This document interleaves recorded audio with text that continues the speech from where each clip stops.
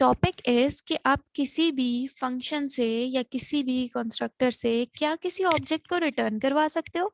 वैसे हम क्या करते हैं, रिटर्न वन, रिटर्न जीरो। जब हम फंक्शन लिखते हैं, कोई ऐसा फंक्शन जिसकी कोई रिटर्न टाइप होती है, तो हम उस केस में लिख रहे होते हैं रिटर्न वन, या हम लिख रहे होते हैं रिटर्न जीरो, या हम लिखते हैं रिटर्न ट्रू, या हम लिखते हैं रिटर्न फॉल्स, या रिटर्न सम वेरिएबल लाइक रिटर्न ए, रिटर्न बी। लाइक आप अपनी मर्जी से कोई भी प्रिमिटिव टाइप का वेरिएबल या कोई वैल्यू आप रिटर्न कर सकते हो।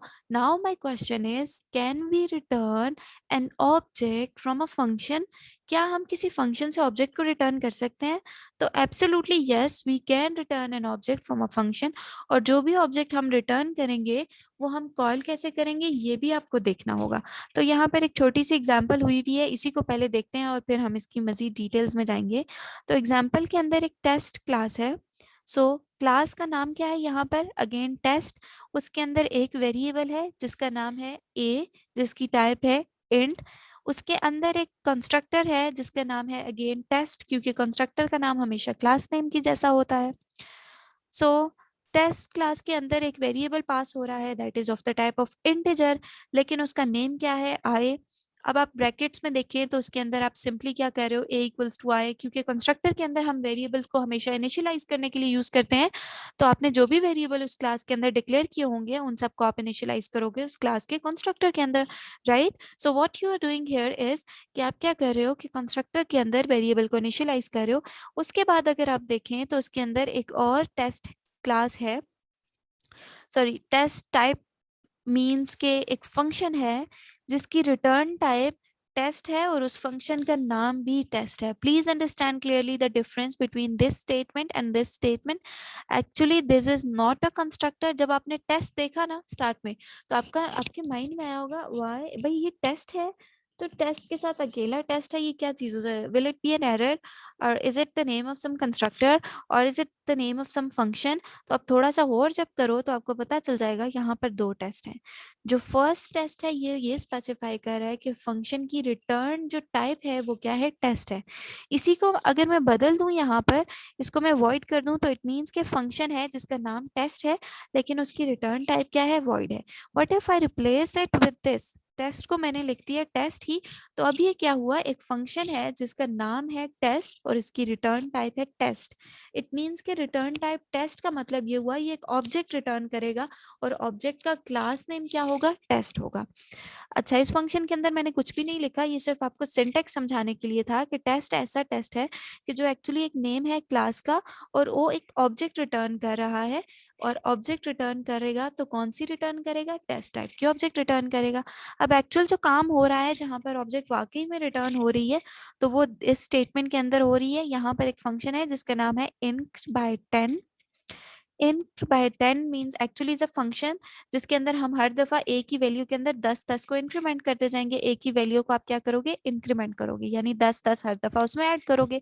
जब आप उसके अंदर हर दफा 10 ऐड करोगे तो आप क्या कह रहे हो उसको, ये एक्चुअली टेस्ट है, सॉरी ये एक्चुअली एक फंक्शन है जो कि एक वैल्यू को रिटर्न करेगा और हर दफा उसको सॉरी एक वैल्यू के अंदर 10 ऐड करेगा और फिर उसको रिटर्न करेगा। लेकिन रिटर्न करते हुए वो वैल्यू रिटर्न नहीं कर रहा, यानी रिटर्न ए या रिटर्न बी या रिटर्न 100 या रिटर्न 1000 नहीं कर रहा, बल्कि actually that is going to return a object.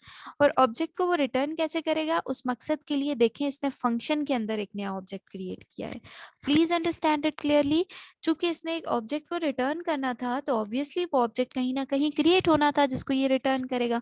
So to create that object इसने फंक्शन के अंदर एक ऑब्जेक्ट क्रिएट किया है, और ऑब्जेक्ट क्रिएट करने का सिंटेक्स वही है कि टेस्ट आपकी क्लास का नेम है, टेम्प आपके ऑब्जेक्ट का नेम है जो कि अपनी मर्जी से कोई भी हो सकता है, और न्यू एक रिजर्व कीवर्ड है जो कि ऑब्जेक्ट क्रिएट करते हुए आप यूज करते हो, जो मेमोरी को एलोकेट करने के लिए यूज होता है।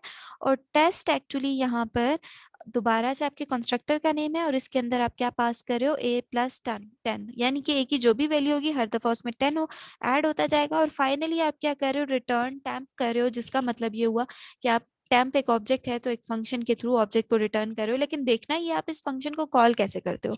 तो कॉल करते हुए हमेशा आप याद रखें, जब भी कोई फंक्शन ऑब्जेक्ट को रिटर्न करता है तो उसको कॉल करने के लिए हम ऑब्जेक्ट का रेफरेंस तो यूज करते ही हैं, दैट इज क्वाइट कॉमन कि हम किसी ऑब्जेक्ट के थ्रू उस फंक्शन को कॉल करें।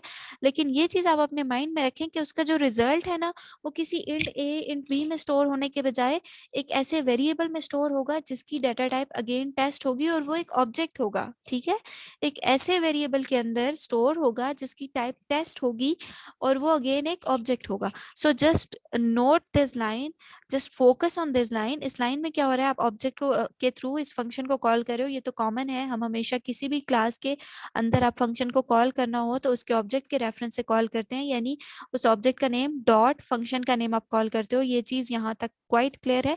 जो आपने थोड़ा सा और करना है वो ये कि आप इसका रिजल्ट किस में स्टोर करोगे। इसका रिजल्ट स्टोर करने के लिए आपने उसी क्लास के टाइप का एक ऑब्जेक्ट डिक्लेयर करना है और उसमें आप रिजल्ट स्टोर करोगे। So this is all about how you create how you create an object of that class and how that function returns that object। अब इसको हम प्रैक्टिकली देखेंगे थोड़ा सा कि ये लैब में ये कैसे परफॉर्म करता है। Is that clear till now? If you have any question please ask now.